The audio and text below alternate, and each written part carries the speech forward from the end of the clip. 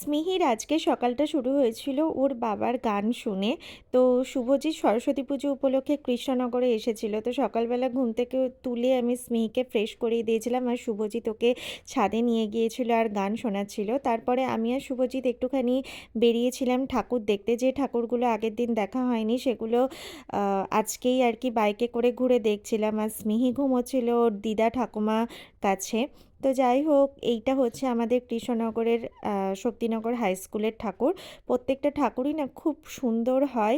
তোমাদের সাথে যতটা পেরেছি আমি শেয়ার করার চেষ্টা করেছি। এরপর আমরা চলে এসেছিলাম অভিযান বলে একটা ক্লাবে। সেখানে ভূতের রাজা দিলবর থিম করেছিল, এটাও খুব সুন্দর করেছিল। তারপর আমরা চলে এসেছিলাম কৃষ্ণনগর কলেজিয়েটে। কৃষ্ণনগর কলেজিয়েটের ঠাকুর দেখে আমরা চলে গিয়েছিলাম আমাদের কলেজে।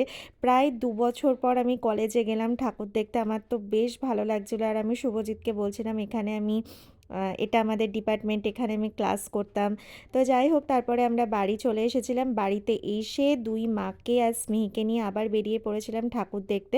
একটা টোটো রিজার্ভ করে ঠাকুর দেখতে বেরিয়েছিলাম। যে যে ঠাকুর আমরা বাইকে দেখেছিলাম সেইগুলোই মাদের দেখিয়েছিলাম। তো তারপরে সব ঠাকুর দেখে আমরা চলে এসেছিলাম শক্তিনগর মাঠে। তো সেই ঠাকুরটা দেখে চলে গিয়েছিলাম বাড়িতে। বাড়িতে গিয়ে স্মিহির অন্নপ্রাশনের লিস্ট হচ্ছিল। তো আজকের মিনি ব্লগটা এইটুকুই। খুব শিগগিরই অন্নপ্রাশনের ডেট জানাবো তোমাদের সাথে। তো ব্লগটা কেমন লাগলো অবশ্যই জানিয়ে আজকের জন্য টাটা।